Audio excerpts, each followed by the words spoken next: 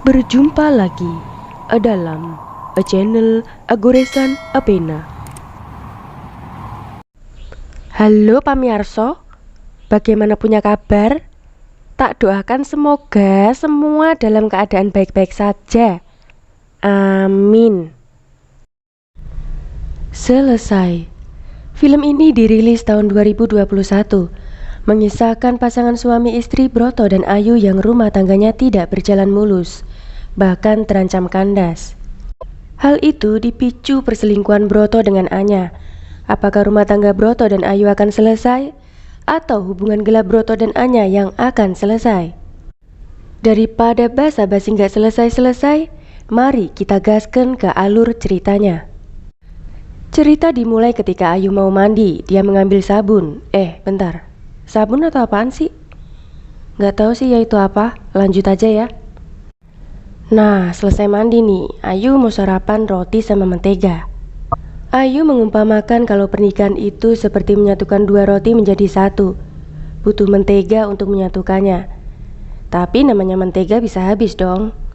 Meskipun masih ada cara menyatukan roti dengan coklat, tapi sayangnya salah satu roti Ayu sudah busuk. Broto datang menanyakan kunci mobilnya.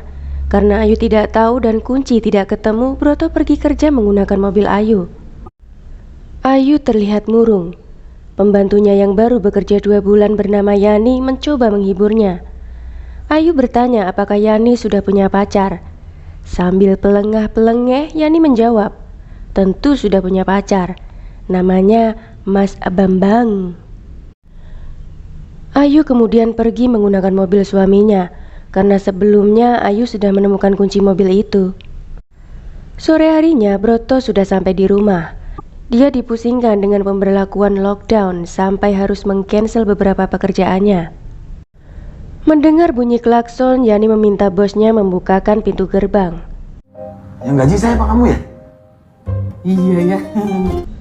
Bener-bener pembantu gak ada akhlak.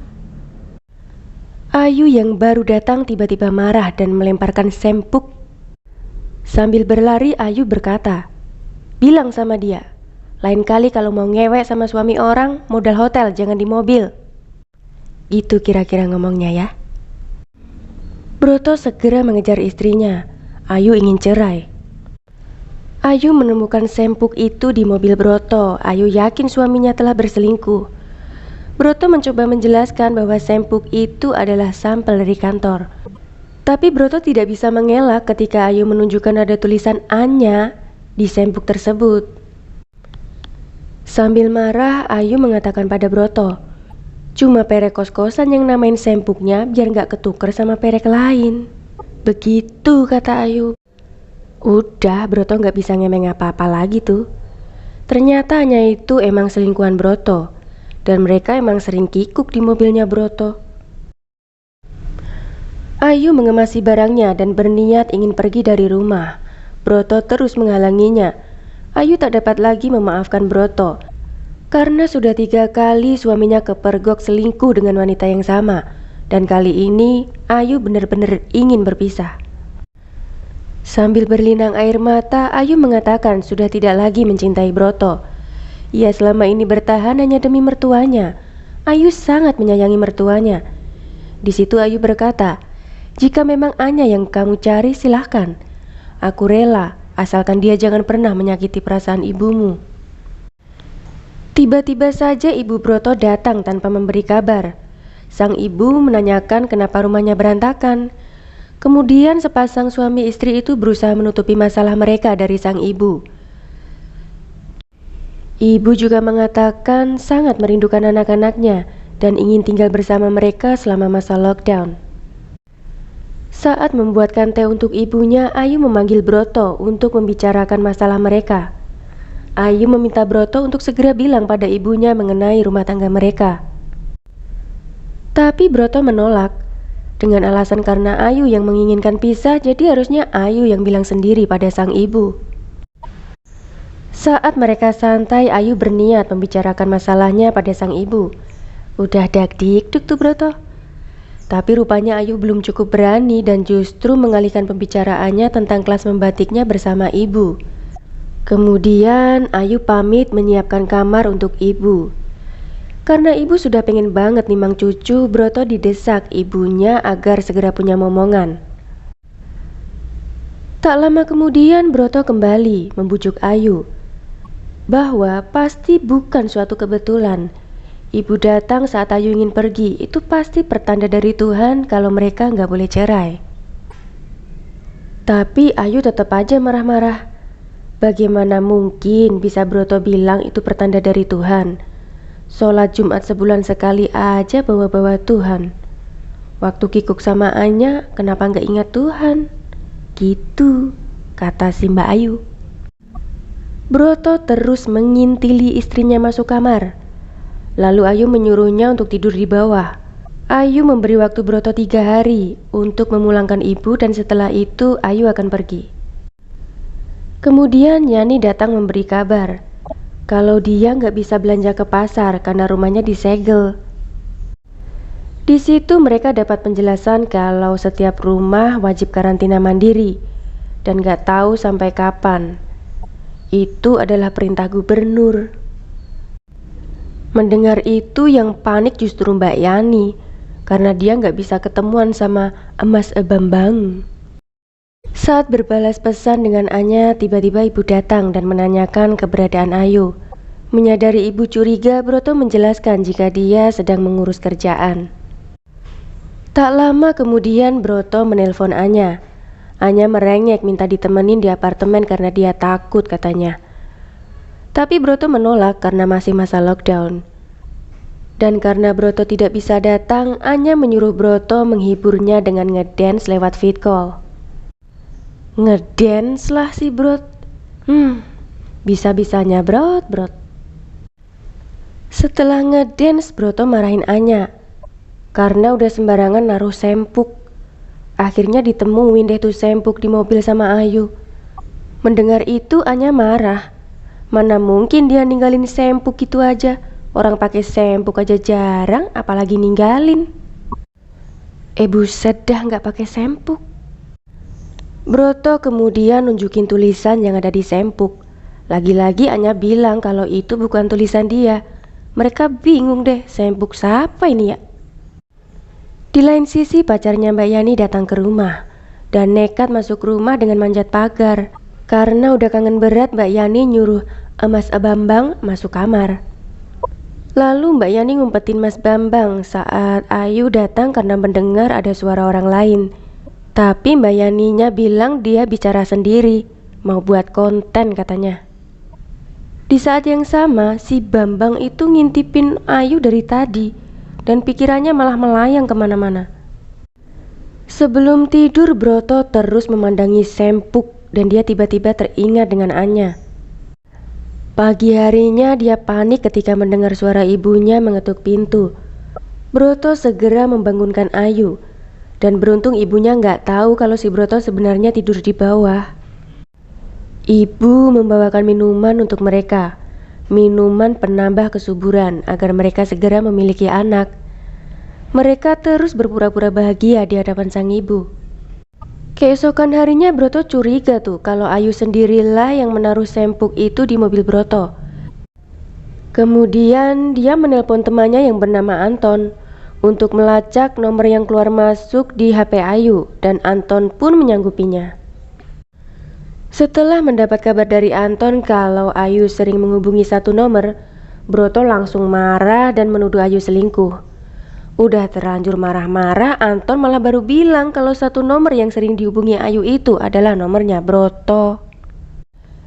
Malu banget sih Brot, sampai Ayu menamparnya. Tak lama Anton kembali menghubungi Broto dan bilang kalau Ayu sebenarnya punya 2 nomor. Di nomor yang satunya, Ayu hanya sering menghubungi 1 nomor saja. Emosi Broto memuncak karena selama ini dia nggak tahu kalau istrinya punya 2 nomor. Broto segera menghubungi nomor yang selama ini dihubungi istrinya. Betapa terkejutnya Broto, ternyata pria yang sering dihubungi istrinya adalah Dimas, adiknya Broto sendiri. Broto marah dan menuduh Ayu selingkuh dengan Dimas. Mengetahui pertengkaran anaknya, ibu berusaha mencoba menjadi penengah. Di tengah pertengkaran, ibu mengaku sebenarnya telah mengetahui permasalahan anaknya. Ibu menyuruh orang untuk menyelidikinya tentang Broto dan Anya, juga tentang Ayu dan Dimas. Terungkaplah Mbak Yani adalah mata-mata dari ibu. Keesokan harinya sidang keluarga dilaksanakan.